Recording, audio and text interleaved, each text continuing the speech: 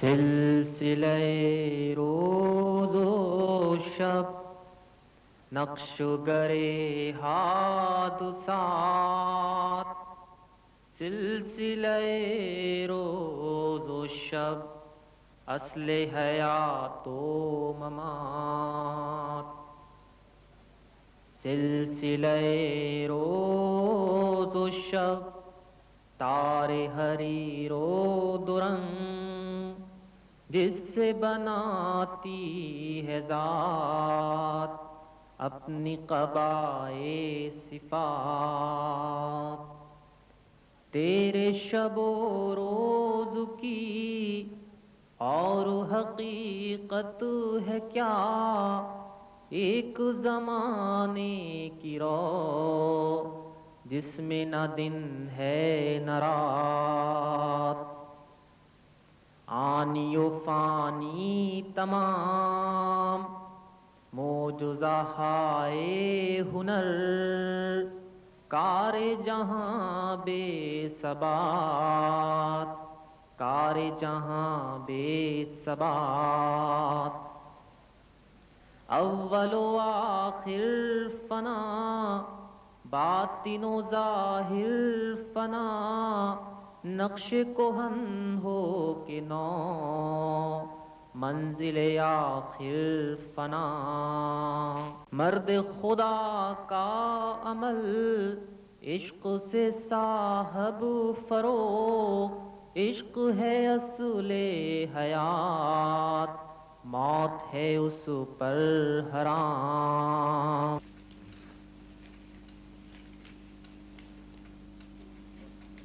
حضرات، آج کا پروگرام ہمارے اعلان سے بھی کچھ تاخیر سے شروع ہوا چاہتا ہے۔ جیسا کہ آپ کو معلوم ہے، آج کا یہ اجتماع ایک تربیتی اجتماع ہے۔ اس اجتماع کا مقصد علماء حضرات کا اپنے علمی جوہر کا اظہار کرنا نہیں ہے، بلکہ علماء اکرام اپنے مطالعے کا نچوڑ ہمارے سامنے پیش کرتے ہیں۔ ہمارا مقصد خالصاً یہی ہونا چاہیے کہ ہم اس نشست میں جو کچھ سنتے ہیں وہ بالکل یکسو ہو کر اسے اپنے دل کی گہرائیوں میں اتاریں، اور ان تعلیمات کا اظہار ہمارے اخلاق و کردار سے نمایاں ہو۔ ہمارا یہ بھی فرض بنتا ہے کہ امر بالمعروف اور نہی عن المنکر کی نہج پر جو بھی ہمارا علم ہے اسے اپنے دوسرے بھائیوں تک منتقل کریں، اور اس طرح دین کا یہ کام ہمارا معمول بن جائے۔ یہ بات آپ جانتے ہیں کہ جمعیت اسی دعوت دین کے نصب العین کے تحت ہفتہ وار اجتماعات کا انعقاد کرتی ہے، آڈیو اور ویڈیو کیسٹ کی صورت میں دین کا پیغام پہنچانے میں بھی مصروف ہے۔ اب انشاءاللہ آئندہ ہماری یہ کوشش بھی ہوگی کہ اس قسم کے تربیتی اجتماع ہر ماہ منعقد کیے جائیں۔ لہذا آپ حضرات سے ہماری درخواست ہے کہ آپ جمعیت کے ان پروگراموں میں ممد و معاون بن کر دعوت دین کے فروغ میں شریک ہوں۔ انہی چند کلمات کے بعد میں محترم شیخ صالح زندہ صاحب سے گزارش کروں گا کہ وہ ہم سے خطاب کریں۔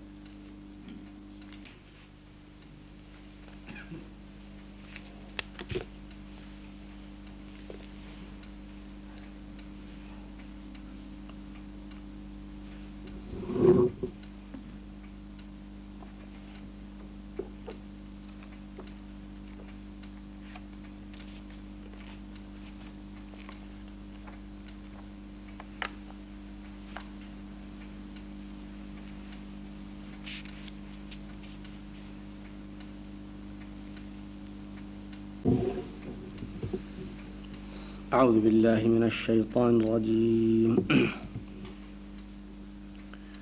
بسم اللہ الرحمن الرحیم، خلق اللہ السماوات والارض بالحق ان فی ذلک لآیۃ للمؤمنین، اتل ما اوحی الیک من الکتاب واقم الصلاة إن الصلاة تنهى عن الفحشاء والمنكر ولذكر الله أكبر والله يعلم ما تصنعون۔ صدق الله العظيم۔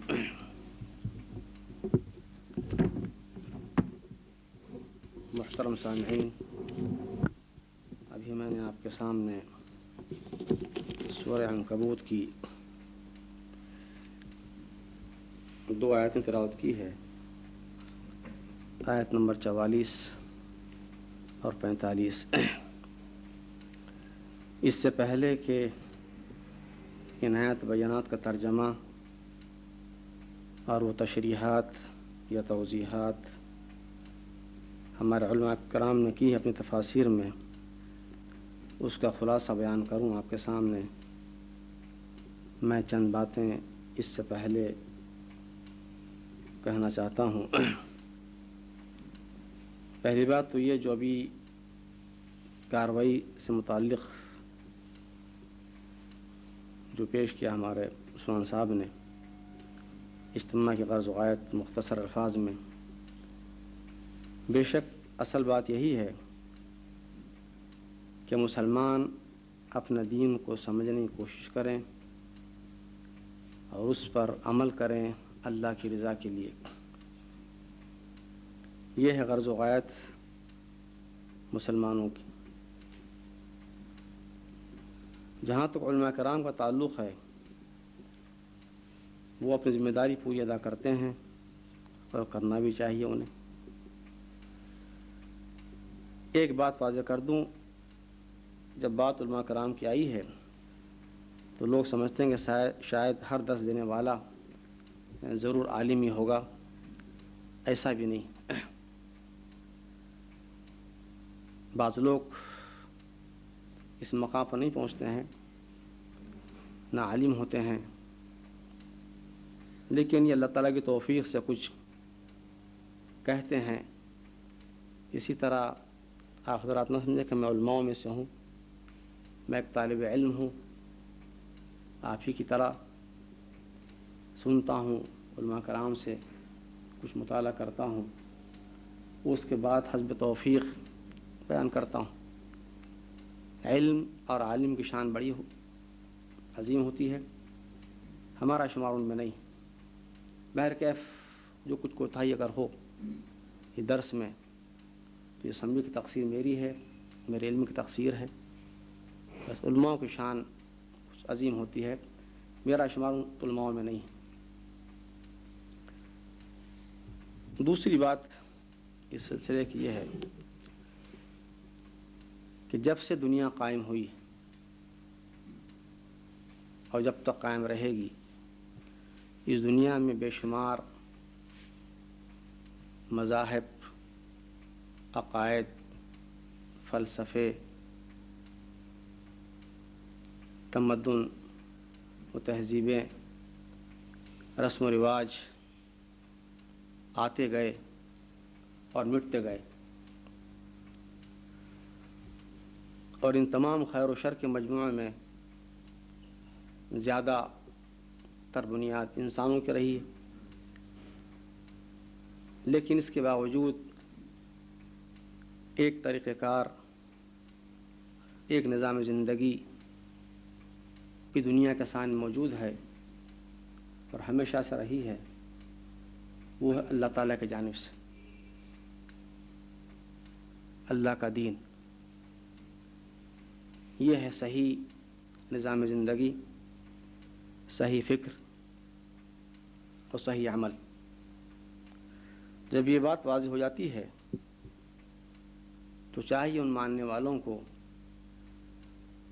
اپنے آپ کو اللہ کے دین سے وابستہ کریں۔ حق اس دین کے اندر ہے، اس کے خلاف سب باطل ہے۔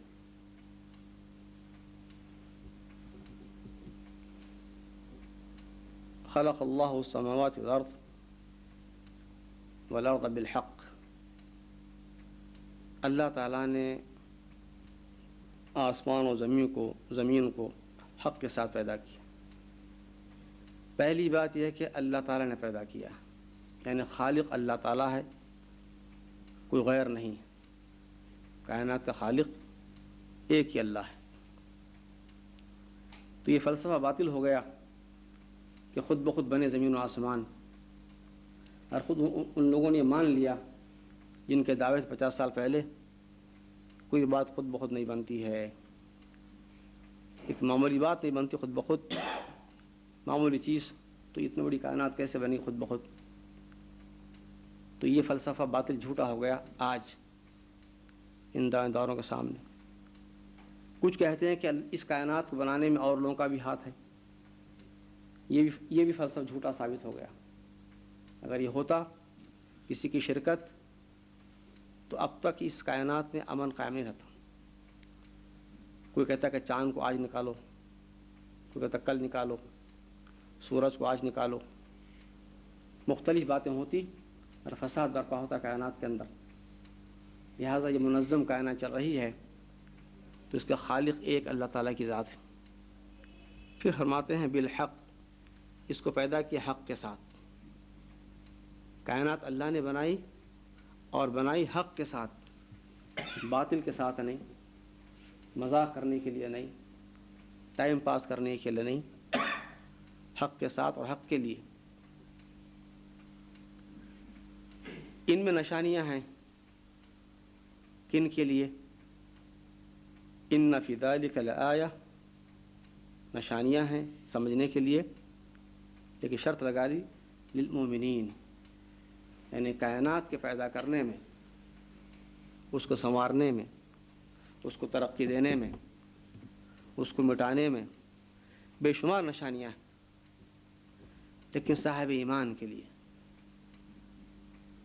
جس کے نزدیک، جس کو اللہ نے ایمان نصیب کیا، وہ غور کرتا ہے کائنات، آسمان و زمین پر، اس کی پیداوار میں اپنے آپ پہ غور کرتا ہے، تو اس کی بات سمجھ آتی ہے کہ یہ کائنات بے خدا نہیں ہے اور اس کا خدا بھی ایک ہی ہے. اگر ایمان سے خالی ہو تو اس کے لیے کائنات میں کوئی نشانی نہیں. سب کائنات اس کے لیے ایک کھیل تماشا ہوتا ہے، جیسا کہ لوگوں نے سمجھا کائنات کھیل تماشا ہے. کائنات بنائی گئی بڑی حکمت کے ساتھ، بنانے والا حکیم و علیم ہے اور خبیر ہے. اس کے بعد فرمان باری تعالیٰ اتل ما اوحی الیک من الکتاب، ارشاد باری تعالیٰ نے میرے سلام سے کہ پڑھو کتاب کو، اس کتاب کو جو تمہاری طرف وحی کی گئی ہے. کتاب سے مراد قرآن کریم ہے. حکم اللہ تعالیٰ کا ہے جس نے کتاب نازل کی ہے. حکم دیا گیا پہلے نبی علیہ السلام کو جن پر کتاب نازل کی گئی، اور حکم ساری امت کے لیے ہے، اس کتاب کو پڑھو. یہ وہ کتاب ہے، اس کو پڑھ کر لوگوں نے ایمان لایا تو دنیا کا ذمہ کار ان کے ہاتھ میں دے دیا گیا. قرآن کریم اللہ کی کتاب ہے، یہ دنیا میں حجت بن کر آئی ہے قیامت تک کے لیے. اس کو پڑھو، تدبر سے پڑھو، اس کو اللہ کی کتاب سمجھ کر پڑھو، ایمان لا کر پڑھو. پڑھنے سے پہلے اس کو اپنے دلوں کے دروازے کھولو اس کتاب کے لیے. پڑھنے میں یقین ہو، سمجھنے میں یقین ہو، پھر محاسبہ ہو اس کتاب کے بارے میں اپنے آپ کا. اس کتاب پر ایمان لانے کے بعد میرا اس سے کیا تعلق ہے، کیا تعلق باقی ہے یا کٹ گیا ہے. یہ کتاب کو پڑھنے کے بعد اگر انسان پڑھے اس کو جیسے پڑھنا چاہیے تو انسان اللہ کے قریب ہو جاتا ہے. یہ کتاب دنیا میں حجت ہے انسانوں کے لیے. اس کا ایک سرا انسانوں کے ہاتھ میں ہے، ایک سرا اللہ کے ہاتھ میں ہے. جس نے اس کو پکڑا اس نے اللہ کو تھام لیا. اس کتاب کو ترک کر کے آپ سب کچھ حاصل کر سکتے ہیں مگر اپنے اللہ کو حاصل نہیں کر سکتے. اسی کتاب کی برکت سے دنیا و دین مل سکتی ہے آدمیوں کو. اس کتاب کے بغیر ممکن دنیا مل جائے لیکن آخرت سے انسان ہاتھ دھو بیٹھتا ہے. اسی کتاب کے بارے میں صحابہ کرام کا طریقہ تھا، 10 آیتیں پڑھتے، اس کو سمجھتے، پھر آگے بڑھتے. اور آج ہم میں اس کو پڑھنے والے بے شمار ہیں، لحن سے پڑھنے والے بے شمار ہیں، تجوید سے پڑھنے والے بے شمار ہیں، حفاظ بے شمار ہیں، لیکن اس کتاب کو پڑھنے کے بعد باکردار بننے والے بہت کم ہیں۔ یعنی قرآنی مسلمان کہتے ہیں، قرآنی مسلمان وہ مسلمان جسے قرآن نے کہا کہ یہ مسلمان ہے، یہ بہت کم ہے۔ قرآن کریم تبدیلی چاہتا ہے، اگر کافر سے پہلے تو مسلمان بنو، مومن بنو، قرآن پر ایمان سے پہلے جھوٹے تھے تو سچے بنو، اگر بے ایمان تھے تو ایماندار بنو، قرآن پر ایمان سے دھوکے باز تھے وفادار بنو۔ جو برائیاں تھیں قرآن پر ایمان سے پہلے وہ ختم ہونی چاہیے۔ یہ قرآن کو پڑھنے کا مقصد۔ عقیدہ غلط تھا، مشرک تھے تو موحد بنو، بدعتی تھے تو متبع سنت بنو۔ جو خرابیاں تم میں تھی قرآن کو ایمان سے پہلے وہ دور ہونی چاہیے، اور یہ کام صحابہ کرام نے کر کے بتا دیا۔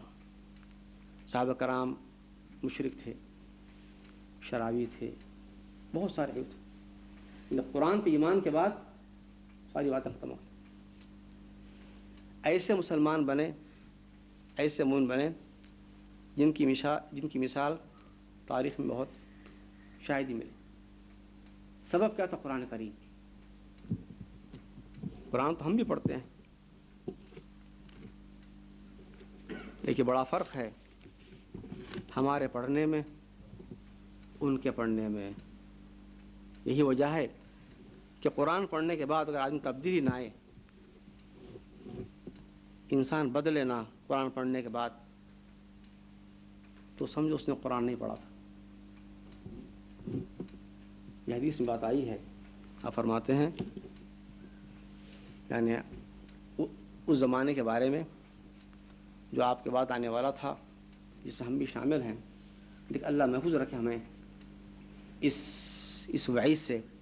آپ فرماتے ہیں یقرؤون القرآن، میری امت کے لوگ قرآن پڑھیں گے اور بہت زور شور سے پڑھیں گے، بڑی لہن سے پڑھیں گے، جھوم جھوم کر پڑھیں گے، اس کے مدارس قائم کریں گے قرآن کے نام کے، لیکن وَلَا يَجَاوُزُ حَنَاجِرَهُمْ، کہ قرآن ان کے حلق سے نہیں اترے گا نیچے، یہاں سے اوپر رہے گا سر۔ تلاوت تو ہوگی، بیان بھی ہوگا، لیکن تطبیق نہیں ہوگی۔ قرآن پڑھنے کے بعد دل قرآن کے ساتھ نہیں ہوگا، زبان قرآن کے ساتھ ہوگی، قرآن ہاتھوں میں ہوگا، لیکن دل قرآن سے بہت دور ہوگا۔ انجام کیا ہوگا اس کا؟ یمرقون من الدین، پھر دین سے نکل جائیں گے۔ قرآن پڑھتے ہوئے دین سے نکلیں گے، قرآن کا انکار کر کے رہیں، ایمان کا دعویٰ، تلاوت بھی موجود، لیکن دین سے نکل جائیں۔ کیسے؟ مروق السہم من الرمیہ، جیسے کہ تیر نکلتا ہے اپنے اس سے، کیا ہوتا ہے وہ؟ کمان سے، تیزی کے ساتھ۔ حدیث بخاری کی ہے۔ قرآن کو پڑھیں گے لوگ، بہت پڑھیں گے، ایمان بھی ہوگا، اس کو پیار بھی لیں گے، اس کو سینے سے لگائیں گے، یہ قرآن پہ عمل نہیں ہوگا، مخالفت قرآن کی۔ کہا یہ وقت آئے گا، اب ایسی قوم کو قرآن سے کیسے فیض پہنچے گا جو قرآن کی مخالفت کرے۔ اسی معنی میں حدیث شریف میں آیا ہے ما آمن بالقرآن، اس نے قرآن پر ایمان لایا ہی نہیں دراصل۔ کس نے؟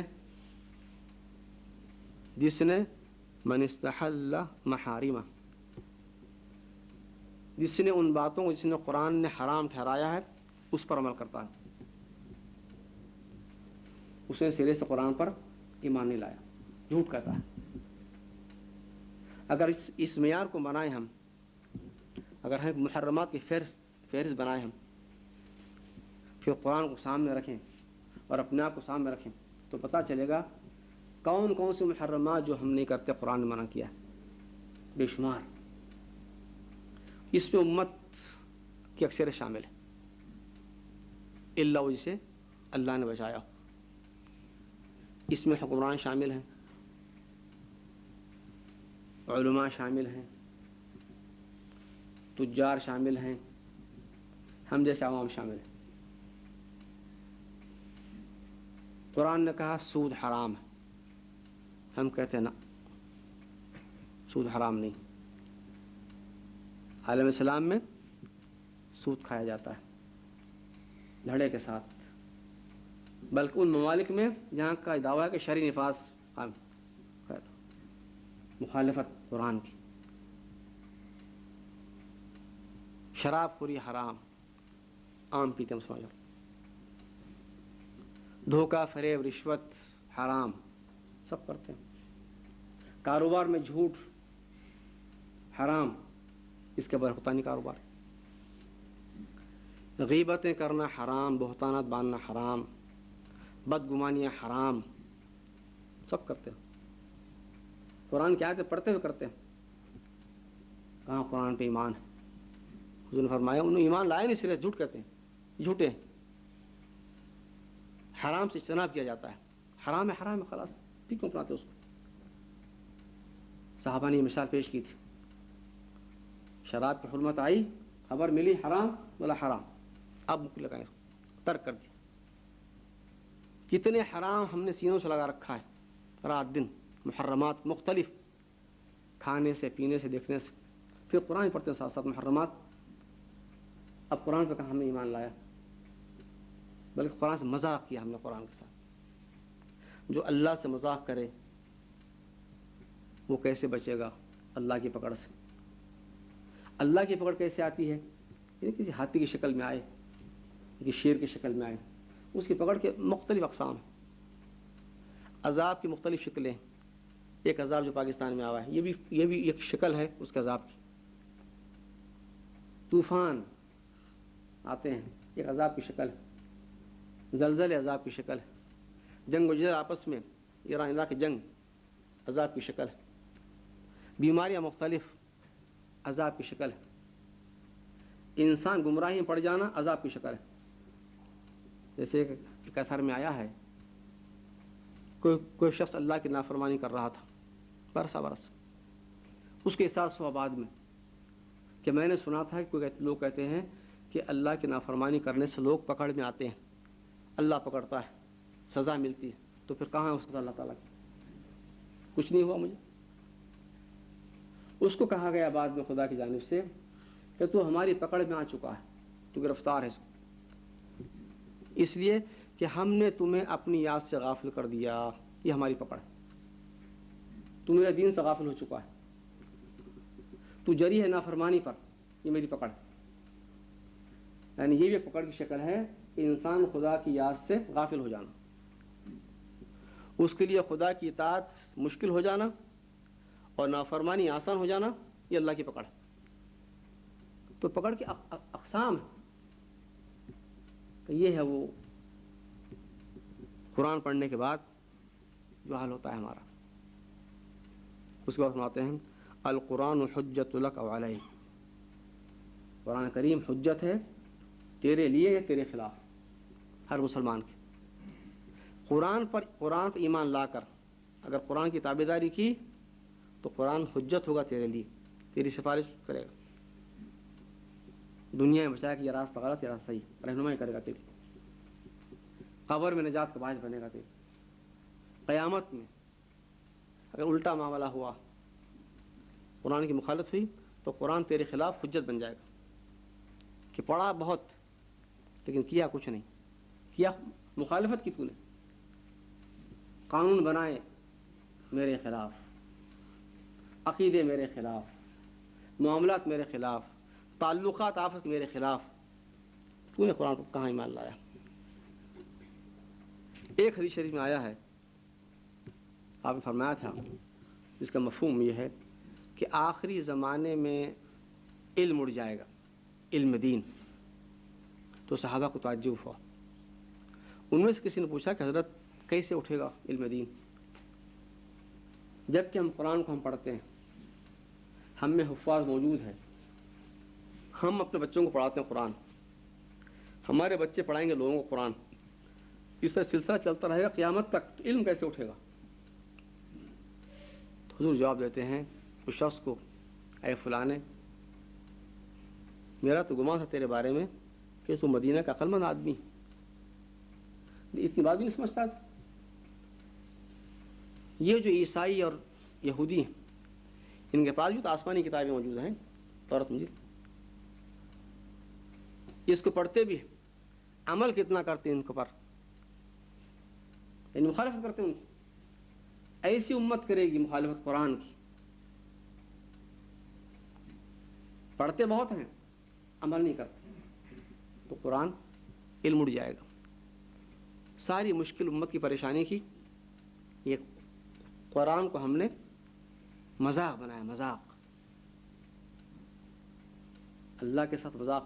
ہم ڈرتے ہیں دنیا کے نظام سے مذاق کرنے سے، قانون سے، کسی مجھے پولیس کے سامنے مذاق تو کرے ذرا قانون سے، تو پولیس پکڑ لے کسی کہتی ہے قانون ہے اس کی ہم کہ مذاق کرنے کی، جھکتے ہیں وہاں سر جھکاتے ہیں، اور مزہ اس کے ساتھ ہوتا ہے، ہر انسان کرتا ہے مذاق، نہ کبھی خوف، نہ کبھی احساس، نہ کبھی شرمندگی، مطمئن ہے اپنے جھوٹے ایمان کے اوپر،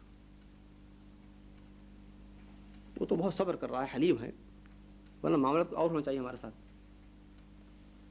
معاملہ کچھ اور ہونا چاہیے ہمارے ساتھ، وہ حلیم ہے، صبر کر رہا ہے، لیکن پکڑے گا ایک وقت ان لوگوں کو جو قرآن سے مذاق کرتے ہیں۔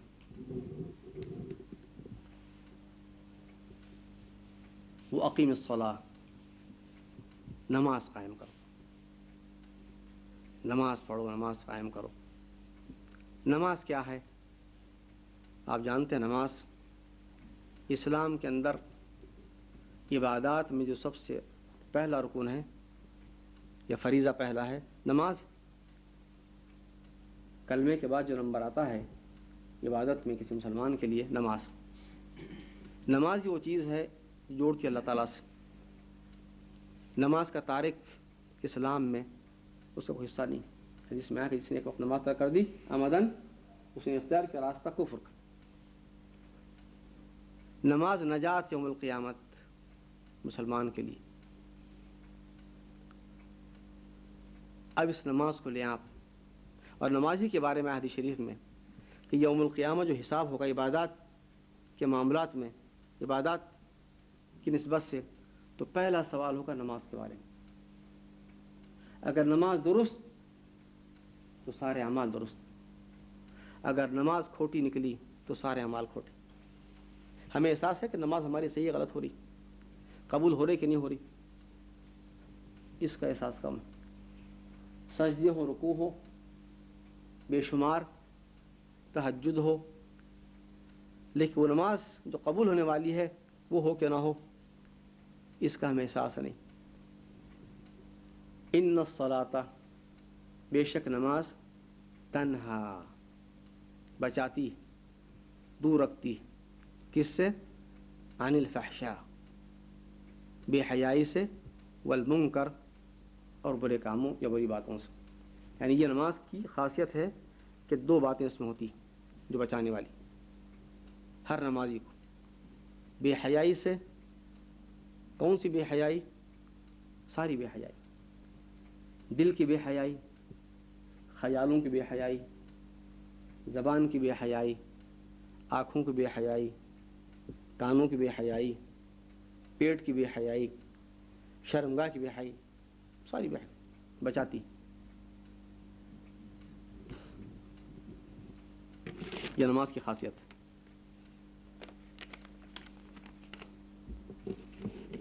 اور خدا سے قریب بھی کرتی ہے۔ یہ کون سی نماز قریب کرتی ہے اور کون سی نماز انسان خدا سے دور کرتی ہے، یہ بات غور کرنے کی۔ حضرات، اس اللہ کا دین کی دین فطرت ہے، یہ شعوری دین ہے، اس میں ہر بات جو بتائی گئی ہے اس کا مقصد ہے، غرض و غایت ہے۔ عبادت ایسی نہیں ہے بس نماز پڑھتے رہو، روزے رکھتے رہو، اصلاح ہو کہ نہ ہو، سچائی آئے کہ نہ آئے، اخلاق سنورے کہ نہ سنورے. یہ تو ہندوؤں کا دین ہے کہ پوجا پاٹ کرتے رہو، ساری بیماریاں کرتے رہو، مندروں میں جاؤ، کنیساؤں میں جاؤ، سب کام وہاں جھکو، اس کے بعد سارے کام کرتے رہو. یہ دین ایسا نہیں. اس کے اندر ہر جگہ پاک ہونا چاہیے. آپ جہاں بھی رہے پاک رہیں، آپ ایماندار رہیں، دیانتدار رہیں، موحد رہیں، مسلمان رہیں. جہاں بھی رہیں، آپ مسجد میں رہیں تو متقی، دکان پر ہے تو متقی، کرسی پر ہے تو متقی، ہر حال میں متقی، ہر حال میں اللہ کے بندے ہیں. تو نماز بچاتی ہے برائیوں سے. کون سی نماز؟ ہم چند نمون لیتے ہیں جن لوگوں کو نماز نے بچائی برائیوں سے. وہ لوگ کون سے ہیں؟ سب سے پہلے نبی علیہ السلام کو لیں. آپ کی نماز کیسی تھی؟ آپ کے بارے میں آیا ہے. حالانکہ آپ تو خدا کے چہیتے بندے تھے، آپ کی اتنی فکر کیوں تھے نماز کے بارے میں؟ مختصر آپ کے بارے میں آیا ہے کہ لوگ جب جو آپ کے بازو ہوتے تھے نماز میں، انہوں نے محسوس کیا انہوں نے کہ آپ کے سینے میں پکتا جیسے ہانڈی پکتی، خوف خدا سے. نماز ساری زندگی اللہ کا خوف، ساری زندگی اللہ کے لیے خلاص. ایک نماز یہ بھی ہے اللہ کے بندوں کی کہ نماز میں جنگ کے نقشے بناتے تھے. نماز جنگ کے نقش. عمر فاروق، یہ بھی ایک نماز ہے. جنگ کے نقش مراد کیا؟ کہ اللہ کا دین قائم ہو، اللہ کلمہ بلند ہو، اللہ کو راضی رکھا جائے ہر حال. یہ بھی ایک نماز ہے.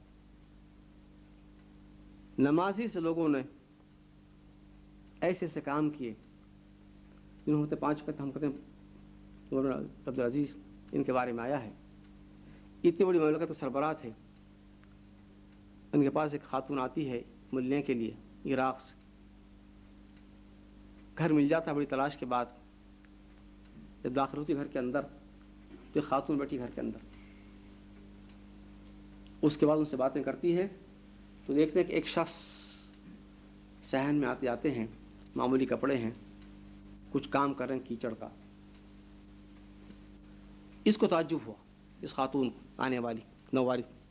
کہا کہ یہ آپ کے مکان میں آتے جاتے ہیں صاحب، ان سے پردہ نہیں آپ بیٹھیے اطمینان سے. اور کس سے پردہ کروں؟ یہی تو میرے شوہر ہیں. کون؟ عمر بن عبدالعزیز، 5ویں خلیفہ، بڑی مملکت سربراہ. اس کو خیال ہوا کہ اب ان سے مجھے کیا ملے گا، اس مزدور سے مجھے کیا ملے گا. اس خاتون نے کہا کہ اس نے تمہارے لیے ہمیں برباد کر دیا. امت کو خیر پہنچانے کے لیے ہمارا یہ حال بنا ہے شخص، یعنی ہم کو رکھا محتاج، کچھ نہیں ہمارے پاس، سب امت کے لیے. یہ ہے نماز لوگوں کو ایسے تیار کرتی. یہ ہے نماز. نماز ہم بھی پڑھتے ہیں لیکن ہماری نماز ہے کہ سب کا ادھر آئے، ہر یہاں سے کچھ نہ جائے. بڑا فرق ہے نمازوں میں، ان نمازوں میں اور ہماری نمازوں میں. ایک نمازی ایسے بھی تھے. ایک تاجر کا واقعہ آیا ہے سلف صالحین میں. تاجر ہم بھی، نمازی ہم بھی. یہ تاجر جاتے ہیں نماز پڑھنے کے لیے اور اپنی دکان بٹھایا اپنے رشتہ دار کو اور کہا کہ میرے آنے تک دکان پر بیٹھنا. جب نماز پڑھ کے واپس آئے دیکھے کہ ایک شخص دکان سے نکل رہا ہے کوئی چیز خرید کے. پوچھا کتنے میں خریدے؟ کہا اتنی قیمت. کہا ادھر آؤ. قیمت میں نے زیادہ دی، قیمت زیادہ دی ہے. پوچھتے اپنے آدمی سے کتنے بیچے ہو؟ اتنے میں. کہا تم بہت زیادہ قیمت لی، اس کی صحیح قیمت اتنی. انہوں نے کہا کہ تجارت ہے، کاروبار ہے، اس میں کیا فرق پڑتا ہے، کاروبار ہے. تو جواب دیتے ہیں آگے سے کہ تمہیں یہ بات نہیں معلوم کہ حضور نے فرمایا اس کا ایمان مکمل نہیں ہوتا جو پسند نہ کرے اپنے لیے وہی پسند کرے بھائی کے لیے. تم کیسے مسلمان؟ کیوں ہوا یہ نماز کی برکت، شعوری نماز، احساس کی نماز. ایاک نعبد و ایاک نستعین. بندہ تیرا ہوں. کہاں؟ مسجد میں نہیں، ہر جگہ تیرا بندہ ہوں. اطاعت ہر جگہ تیری ہوگی. تابعداری ہر جگہ تیری ہوگی، یہ نہیں کہ مسجد میں تیرا بندہ اور باہر بے ایمان. نمازیں ایسے تیار کرتی ہیں لوگوں کو. بے شمار آپ کو ملیں گے نمازیوں کی کیفیت. ایک عالم باللہ کو لیں آپ، علماء ہم میں بھی ہے، لیکن وہ نمازی وہ نماز جو ایسے بناتی عالم. مصر کا واقعہ ہے، ازہر کا واقعہ ہے.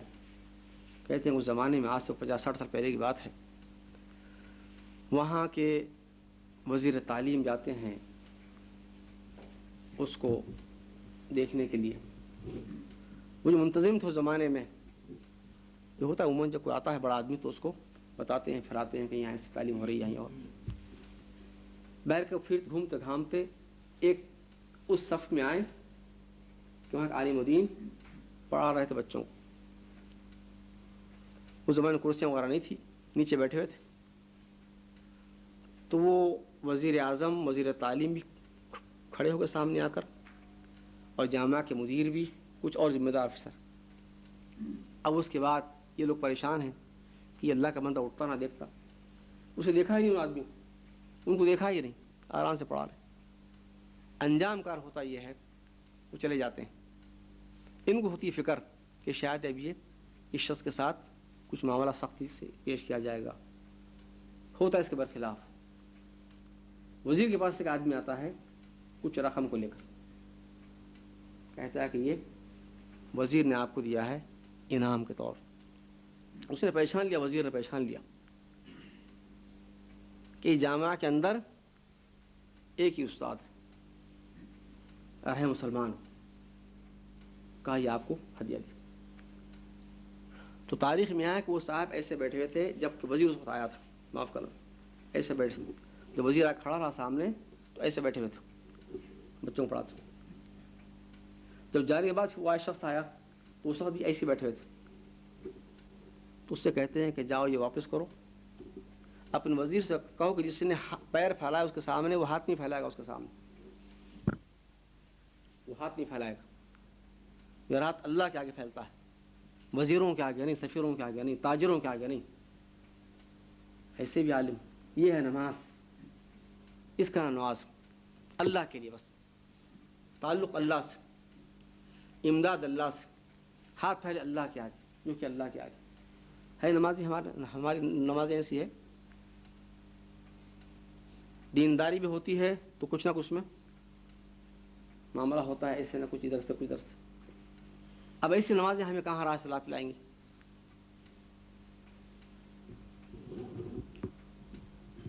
کچھ نمازیں ایسی بھی ہے اس کے برخلاف وہ انسان کو اللہ کے قریب کے بجائے دور کر دیتی ہے. نماز پڑھتے آدمی اللہ سے دور ہوتا ہے، اور یہ بڑی خطرناک حالت ہے. نمازی اور اللہ سے دور ایسا ہوتا ہے. حدیث شریف میں آیا ہے، آپ فرماتے ہیں کہ من لم تنہو صلاۃ، جس نمازی کو اس کی نماز نہ بچائے برائی بے حیائی سے، فلا صلاۃ لہ، اس کی نماز نہیں. پھر فرماتے ہیں اسی معنی میں کہ جس نمازی کو اس کی نماز نہ بچائے برائیوں بے حیاؤں سے تو نماز کو اللہ تعالیٰ قریب کرنے کے اور دور کر دیتی ہے. نماز ہے ذریعہ اللہ کے قریب ہونے کا. نماز کے بعد دور ہو آدمی اللہ سے. اس کی وجہ کیا ہے؟ اس کی وجہ یہ ہے کہ نماز شعوری نماز نہیں ہے. نماز سے عادت، عبادت نہیں. نماز پڑھے آدمی جھوٹ بولے. حدیث شریف میں آیا ہے، کسی نے پوچھا کہ حضرت مسلمان بخیل ہو سکتا ہے؟ آپ نے کہا ہو سکتا ہے، ممکن ہے. بزدل ہو سکتا ہے؟ کہا ممکن ہے. کہا جھوٹا ہو سکتا ہے؟ تو کہا نہ، جھوٹا مسلمان جھوٹا نہیں ہو سکتا. آج نماز پڑھے جھوٹ بولے، کاروبار کے اندر، معاملات کے اندر، سیاست کے اندر، گھر کے اندر، دوستوں کے اندر، مختلف، اور پھر نماز جاری رہے. اس نماز نے دور کیا کہ قریب کے اللہ تعالیٰ سے. نماز پڑھے فحش بکے، نماز پڑھے تعلقات خراب لوگوں کے ساتھ، دلوں کے اندر نفاق، شقاق، کبر، انانیت، خود پسندی، دوسروں کی حقارت سے دیکھنا، دلوں میں حقد و حسد، اور نماز بھی جاری. تو کہ نماز ہی میڑتی ہے چیزوں کو، صاف کرتی ہے، پاک کرتی ہے. جو ایسا نہ کرے نماز، قرآن پاک نہ کرے، نماز پاک نہ کرے، تو پھر قرآن کا فیصلہ ہے کہ یہ قرآن پڑھنے والا قرآن سے دور ہوتا ہے، نماز پڑھنے والا دور ہوتا ہے. یہ باتیں ہمیں جاننی چاہیے، اور خاص تحریک اسلامی کے داعیوں کو، کیونکہ ہمارا دعویٰ بہت بڑا ہے. ہم میں کوئی فرق نہیں ہے عام لوگوں میں، لیکن ہم ایک دعویٰ لے کے اٹھائے کہ ہم تحریک اسلامی کے داعی ہیں، خدا کی طرف لوگوں کو بلاتے ہیں. کیسے بلاتے ہیں؟ یعنی اس حال کے ساتھ، اس طریقے کے ساتھ کہ زبان پہ قرآن، دل قرآن کے ساتھ نہیں، سجدہ اللہ کے آگے دل سجدہ نہ کرے، دل کہیں اور رہے. تو ظاہر ہے اس سے نہ لوگوں کو فیض پہنچے گا نہ ہمیں پہنچے گا. صحابہ کرام گنتی میں تھوڑے تھے، لیکن ان کی ایمانی کیفیت، ان کی اخلاقی کیفیت، ان کا خلوص اللہ کے لیے ایسے روشن ہوئے لوگ، اور ایسے روشن کیے لوگوں کو آسانی کے ساتھ. ہم دیکھ کتنے ہم دنیا میں مسلمانوں کی تعداد بے شمار ہے. کس کو فیض پہنچ رہا ہے ہم سے؟ حالیہ مثال ہمارے اسلامی ملک 40 سال بن کے ہوئے ہیں، دنیا پریشان ہے اسلامی نظام کے لیے، لیکن آج تک کی جو حالت ہمارے سامنے، سارے مسلمان سب چاہتے ہیں کہ اسلامی نظام ہے. کون سا نظام اسلامی ہے؟ کس قسم کا؟ بات بنتی نظر نہیں آتی، بگڑتی جا رہی. لوگ کوشش بھی کر رہے ہیں، اس میں اہل خیر بھی ہیں، اہل صلاح بھی ہیں، اچھے لوگ بھی ہیں، لیکن خدا کی سنت ہے کہ کتنے بھی اچھے اہل خیر ہوں، لیکن اس میں خدا کی مرضی کی طرح کام نہ کیا جائے، جو اللہ تعالیٰ چاہتا ہے، وہاں برکت نہیں ملے گی. یہی عالم اسلام کا حال ہے. کہیں بھی جائیے آپ، مسجدیں تو ہے، علماؤں کے بھی نہیں ہیں، اذانیں بھی ہوتی، اوقاف کے محکمے بھی قائم ہیں، قرآن بھی چھپتے جاتے ہیں، کتاب درس بھی دیے جاتے ہیں، لیکن تبدیلی کہاں آتی ہے؟ لوگ بنتے کیوں نہیں؟ ایمان کیوں نہیں آتا؟ اخلاق کیوں نہیں سنورتے؟ یہ ہے سوچنے کی بات. اور یہ کون سوچے؟ ہر انسان سوچے، ہر مسلمان سوچے، میں بھی سوچوں، آپ بھی سوچیں. ہمارا یہ ماحول ہے ہر مسلمان کا، وہ چاہتا ہے کہ لوگ ٹھیک ہو جائیں، لوگ صحیح ہو جائیں، لوگ راہ راست پہ آ جائیں، پھر میرا بعد میں نمبر آئے گا، یا میں بہتر ہوں. یہاں یہ بات نہ ہوئے کہ سب سے پہلے انسان اپنی فکر ہو. قوا انفسکم، اپنے آپ کو بچاؤ. اگر واقعی بچا اپنے آپ کو، دوسروں کو بچائیں گے آپ. یہ فکر صحابہ کرام کو تھی. بڑے پاک باز سے نیک تھے، لیکن پھر بھی مطمئن نہیں تھے اپنے اعمال سے. اسی لیے کسی نے کہا ہے کہ اللہ کے نیک جو بندوں تو واقعی بڑے بڑے اعمال کرنے کے بعد بھی وہ مطمئن نہیں رہتے، خوف زدہ ہوتے ہیں. اور منافق کی علامت ہے کرتا کچھ نہیں لیکن مطمئن رہتا، کرتا کچھ نہیں لیکن مطمئن کہ میں ٹھیک ٹھاک ہوں. مثالیں لیں آپ. عمر فاروق کے بارے میں آیا ہے، جب پتہ چلا ان حضرت کو کہ حضرت حذیفہ کے پاس ایک فہرست ہے منافقین کی، کس نے دی؟ نبی علیہ السلام نے. یہ آپ کے رازدار تھے. تو بڑے پریشان ہوتے ہیں.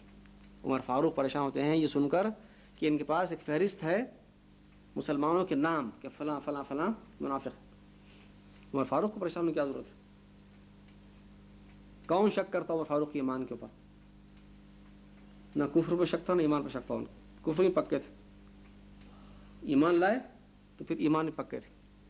جس کے ایمان کی شہادت اللہ اس کا رسول دے، اس سے بڑا کیا ہو سکتی بات؟ جس کے بارے میں نبی علیہ السلام کہیں کہ اگر کوئی نبی ہوتا میرے بعد تو یہ نبی ہوتا، اس پر کون شک کرے گا آپ؟ اس کے بعد آپ نے کہا کہ حذیفہ میں نے سنا ہے کہ آپ کے پاس ایک فہرست ہے منافقین کی، مجھے بتائیے خدا را اس عمر فاروق کا نام تو نہیں اس فہرست کے اندر؟ یہ ہے نماز. نماز ایسا کرتی ہے آدمی کو بے چین، پریشان، امید اور خوف. امید بھی ہے اور خوف بھی ہے، پتہ نہیں کوئی ذرا سی غلطی ہو جائے تو عمل برباد نہ ہو جائے. عمر فاروق کا یہ قول ہے کہ اگر یوم القیامت کو اعلان کرے، منادی کرے کہ محشر والو تم سارے کے سارے جنتی ہو، ایک جہنمی ہے، تو شاید عمر ہی نہ ہو جہنم میں جانے والا. نماز، شعوری نماز، شعوری قرآن کی تلاوت. ہم میں کسی وقت کبھی ایسا خیال آیا؟ سارے مطمئن ہیں، چند کاموں کے وجہ کرتے ہیں معمولی، مطمئن ہے کہ ہم تو بغیر کیف بخشے جائیں گے. ہم نے سمجھا کہ جنت ہمارے باؤ کی جاگیر، جنت خدا کی جنت ہے، اس میں داخلہ ہوگا اللہ کی مرضی کے مطابق، ہماری مرضی کے مطابق نہیں. بے شمار آپ کو ملیں گے واقعات. ایک تابعی کہتے ہیں کہ میں نے کم و بیش 30 صحابہ سے کی ملاقات، 30 صحابہ سے ملاقات کی، اور ہر ایک کو ڈر تھا اپنے میرے اندر نفاق نہ آ گیا. اس کی وجہ کیا تھی؟ صحیح نماز. شعوری نماز ایسا خوف پیدا کرتی، بے چین، کرب، ہمیشہ بے چینی. یہ ہے مطلوبہ نماز عام مسلمانوں کو، یہ ہے مطلوبہ تلاوت عام مسلمانوں کو، اور خاص تحریک داعیوں کو. ایک حدیث پر کرتا ہے اختتام. حضور نے فرمایا، یہ پیغام ہم سب کے لیے، آپ فرماتے ہیں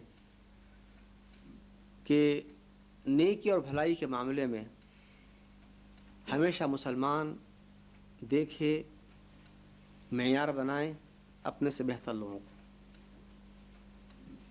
ایمان، نیکی اور صلاح کے معاملے میں، اور دنیا کے معاملے میں دیکھیے اپنے سے کم تر کو.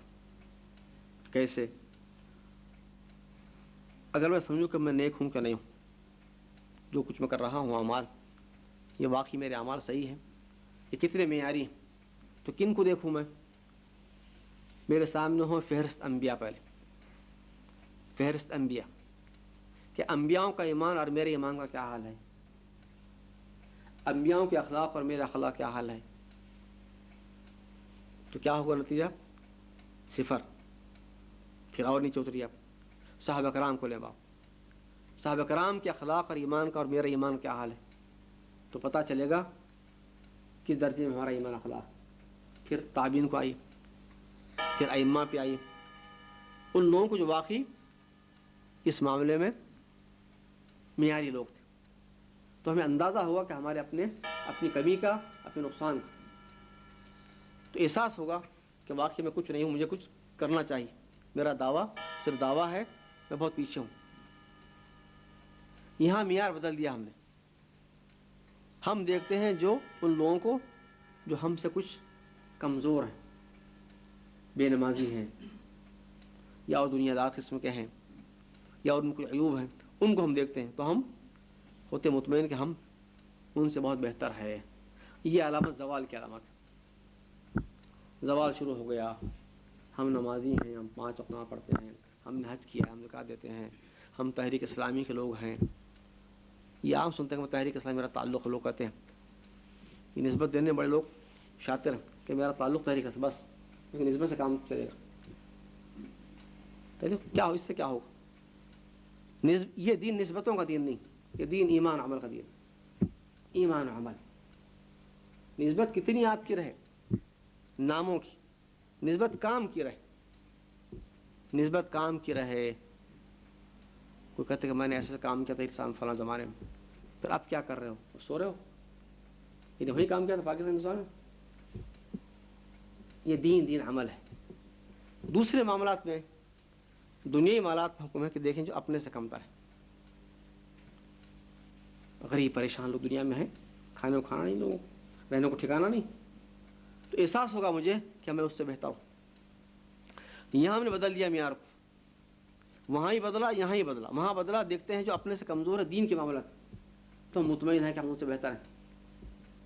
اگر ہم دیکھتے ہیں لوگ جو ہم سے بہتر ہیں تو احساس ہوتا کہ ہم کچھ بھی نہیں. دنیا کے معاملے ہم دیکھتے ہیں جو ہم سے بہتر ہے، یہ سیٹوں ساہوکاروں کو، یہ کاروں والوں کو، یہ کارخانے والوں کو. اب دل میں کیا ہوتا ہمارے؟ بجائے شکر کے ناشکری، حقد و حسد ان سے، حرص اور بے چین کر. اللہ سے باغی، اللہ کے باغی تو خوشحال ہیں اور ہم پریشان ہیں. دوسروں میں اللہ کی قدرت میں کچھ گڑبڑ ہے. یہ کیسی خطرناک حالت ہے انسان کی. اور ایمان عمل کے بارے میں دیکھتے ہیں اپنے سے کم تروں. اس وجہ سے ہمارے میں وہ چیز آتی ہے جو آنی چاہیے. انجام کار یہ ہے کہ نمازیں باقی ہے، روزے باقی ہے، حج باقی ہے، زکوٰۃ باقی ہے، لیکن وہ مطلوبہ ایمان جس سے اللہ راضی ہو وہ باقی نہیں. بقول شاعر اقبال، شاعر مشرق، صفے کنج دل پریشان سجدہ بے ذوق کہ جذب اندروں باقی نہیں. دل مسلمان ہونا چاہیے پہلے.